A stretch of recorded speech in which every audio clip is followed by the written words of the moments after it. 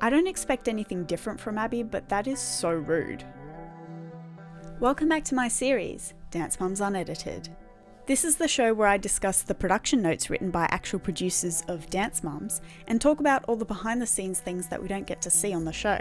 As always, there will be a link in the description box below which will take you to a PDF of these notes, and you guys can read through all of it and discover even more behind the scenes facts. Because there was more to this episode than the producers cared to show. This episode's interesting because it was actually filmed after Season 1 Nationals. I guess that the producers thought that the episode in Lake Tahoe, which was actually the week before this, was a more fitting conclusion to the season, and so they decided to swap them. So without further ado, let's jump into what happened this week. The week begins at the Basement Dance Center in LA, with Abby filming Pyramid alone. She tells the girls that this is Nationals and the end of the season. She says that Maddie is still undefeated. Brooke and Paige are at the bottom of the pyramid because of the fight that Abby and Kelly had during the parent-teacher conference that happened the previous week. She declares that while their mother wants another choreographer, they aren't allowed to do a single step that they ever did in Abby's routines because it is copywritten. She congratulates Mackenzie for keeping up with the older girls in the This Is My Beauty group dance. She tells Nia that she will let her be the last person on stage this week, since her mother wanted her to have that special part last week. She tells Chloe that she shouldn't be in the second row because she forgot her solo, saying that she should have just walked off stage and maybe she would have won. She acknowledges that Melissa is still absent after leaving last week to go to Florida with her boyfriend. She says that she would love all the girls to come without their mums. Then the girls enter. She tells the girls that they went to a casting call with an amazing agency, saying that some of them were cast in a music video. She reminds the kids that they are coming off a big win in Lake Tahoe last week and need to keep that going. After Pyramid, Kelly tells the mums that she wants her kids to do solos, even if she has to hire a teacher to do it. She says that she found two with great credentials. Kelly has said in the Back to the Bar podcast that it was not her idea to bring in a choreographer, the producers wanted to. She says that Paige only got about 30 minutes to work with Mike, and so she knew that she wasn't going to perform a whole piece. Apparently she fought quite a bit with production that week because she didn't want them to make her kids perform. As the girls rehearse My Pumps, Abby tells Nia that she brought a big surprise for her. Shangela enters and introduces herself. Abby tells the kids that if the group before them performs like Shangela, they aren't going to win. Mackenzie asks Shangela if she can sing her Laquifa, and the girls perform My Pumps for her.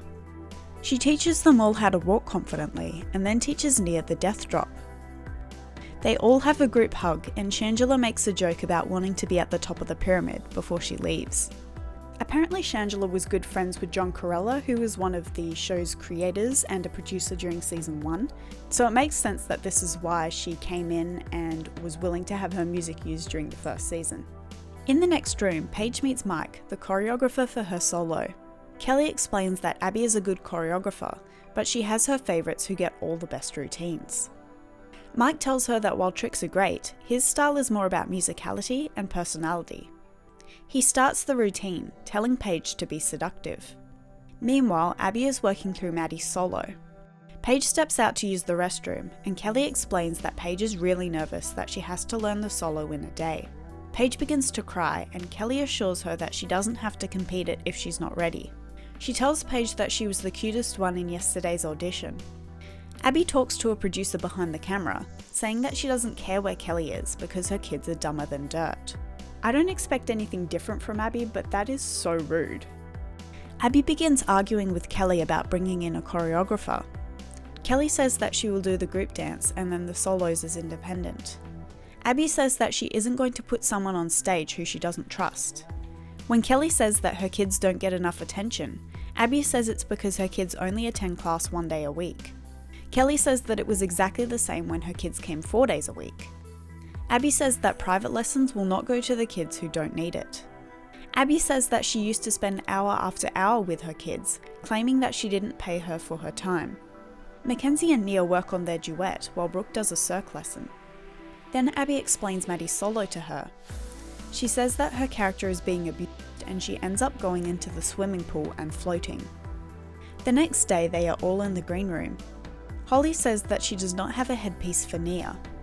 Christy asks if Chloe is excited about doing her solo, and Chloe says that she hopes she doesn't mess up after forgetting her routine last week.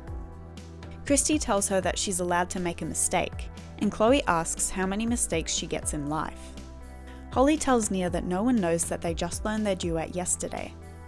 Nia says that she is nervous, and Holly suggests that maybe she is also nervous because it's her first time performing a duet. I did some research trying to see if there was a duet that Nia did before the show, and I couldn't seem to find anything. It's quite possible that this was her first duet ever. Holly reflects on their journey so far, saying that it has been more pressure-filled than earning any of her degrees. Paige tells Kelly that she doesn't want to do her solo because she doesn't know it.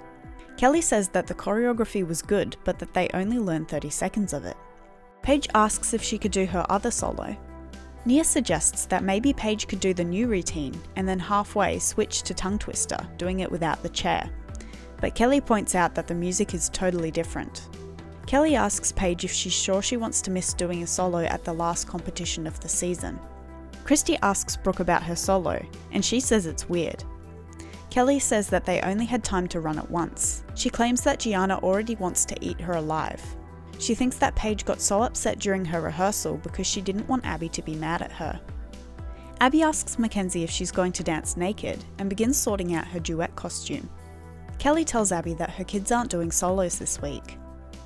Abby asks if the Highlands got her list of tricks that they aren't allowed to do because they are copywritten. Abby tells Kelly that she hired a choreographer because she was mad, and Kelly insists that she didn't hire anyone. She says she doesn't want to fight with her on camera. Abby tells Paige that this is all her fault, and she starts to cry. Abby suggests that Paige could do tongue twister, but Paige thinks that she doesn't know it. Abby yells at her, telling her to dance as if she knows it, and she rehearses the solo with her. Then Kathy enters the room, giving the ALDC some candy apples and introducing her dancers. Maddie performs Disappear and cries as she comes off stage because she is sad about Mrs. Miller being sick. Backstage, Maddie talks to Vivi and Justice, asking if Kathy was trying to poison them with the candy apples. After Nia and Mackenzie perform Snake Charmer, Maddie and Chloe perform Black Swan. When Chloe and Christy go to the bathroom to prepare for Chloe's solo, Kathy's student performs to the same song as Chloe. The mums are totally shocked. Chloe runs down the hall, thinking that she missed her call. Christy and Kelly don't believe that Kathy got Chloe's solo music online. They believe that production probably just handed her the music. Chloe goes backstage and then goes to perform her solo. Then Paige actually performs her solo tongue twister. Kelly tells her afterwards that she was amazing, especially since she chose to perform it 5 minutes before going on stage. Christy is mad that Kathy entered her student against Chloe, saying that it was like they had a mole in their studio. The girls get ready for and perform My Pumps. Kelly and Christy have said that the producers wanted the girls to perform My Pumps in high heels, but Abby and Gianna were not having it. At awards, Maddie wins first place in her category. So does Black Swan and Snake Charmer. Paige wins 6th, and Chloe wins 2nd. My Pumps gets nominated to come back for a showdown performance. 2 hours later, Brooke prepares for and then competes her Pull of the Moon solo. Abby asks Mackenzie how she thought her duet went. She asks if she still wants to play soccer or if she will continue with dance. Mackenzie says that she wants to do gymnastics. Holly is upset because she could see that Abby thought that Nia and Mackenzie wouldn't win. Abby insists that things aren't always fair, claiming that she hurts the feelings of girls every day. Abby declares that the Highlands don't work hard enough. She doesn't want to spend time with them because they don't want to make a career out of dance. Kelly points out that she spends just as much money as everyone else. Abby says that she's enabling the stupidity, and Kelly says that her kids need privates more than Maddie does. Abby disagrees, saying that privates are for kids who are sick, behind, or better than the rest of the class. Abby says that she is here while her mother is in hospital, and Holly says that she is not ungrateful for that. She tells Abby that she has thanked her many times, but Abby says she wants Nia to thank her. Nia hears this and says that she does thank her. Abby claims that Kelly doesn't follow the rules, but the other mums disagree. Abby says that the Highlands are holding the team back by only dancing 1 day a week. Kelly says that she wants someone to run her children's dances behind the scenes, like Gianna. Abby asks if she ever bought her a present and tells her not to let her tuition be late. Christy has elaborated a bit more on this gift-giving situation. She says that apparently Melissa used to buy Louis Vuitton bags for Abby and Gianna. She also said that she was once put in charge of this parent committee where they would all pull in money in order to buy Abby a gift. She says that Abby later contacted her asking for how much the parents contributed and which parents contributed. It's all really ridiculous because the amount of money a parent spends on a gift should not correlate to how well their kids are treated. Christy tells Kelly that she would love to walk out of this studio tomorrow. Kathy enters the green room again, refilming her challenge to the ALDC. Abby says that she teaches a lot of boys and that she heard that Justice was a very feminine dancer. Kathy says that he does not hold his hands like a pretty boy. She tells Abby that she doesn't need to know the competition directors in order to win. As Kathy leaves, Abby tells Maddie and Chloe that she will enter their duet. This is a little strange because they'd already performed it. The next day, Holly, Kelly and Christy take a trip to the salon. They get mimosas and discuss doing various things with their hair. Holly and Kelly get feathers put in their hair, while Christy gets feathers and pink hair extensions. The mums start to talk about Kathy, and Kelly tells the stylist that Kathy's 6-year-old has never had a haircut. Christy thinks that her husband won't even notice the change in her hair. Christy says that Melissa is always bragging that she never corrects Maddie, but Maddie doesn't need it because she gets so much of Abby's attention. Holly says that Nia was in awe of Shangela, saying that she's next to Santa Claus in Nia's eyes. She says that she never would have picked her as Nia's role model, but that she's glad that Nia feels special. Kelly thinks that her husband is worried about her because she called him whilst crying the other day. After this, the mums move on, going clothes shopping. Meanwhile, Abby takes Maddie out to lunch. She toasts to an undefeated season and says that the other girls will probably get jealous if they see that on TV. Abby asks what it feels like to be at the top. Maddie says that she can tell that she's going to win first or second place when the judges clap and when the competition isn't very good. Maddie tells Abby that she received a callback. Abby compares Maddie to Shirley Temple, saying that she could memorize entire scripts in her head, despite not knowing how to read. She says that this is the kind of kid that Maddie is. She says that Shirley Temple filmed around 50 movies by the time she was 8 years old, saying that she thinks that Maddie has what it takes. She then asks Maddie, "Who taught you to hold that fork, Paige?" Abby suggests that Maddie could take up ballet or do something else that would give her 10% of the earnings. Maddie says that for now she just enjoys being at the studio. Abby says that not many kids have common sense and that she has star potential. She suggests that maybe Maddie should quit school, study scripts, and have a tutor.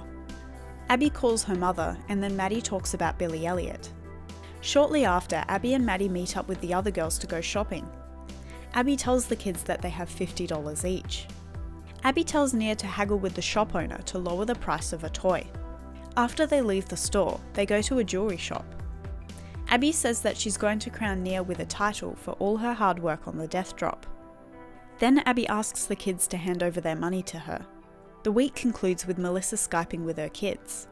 Maddie tells her that they auditioned for a music video and that everyone made it except Mackenzie and Paige. And with that, we've reached the end of yet another episode. I hope that you guys enjoyed this and it wasn't too confusing with the episodes being switched. As always, thank you so much for watching and I'll see you next time. Bye.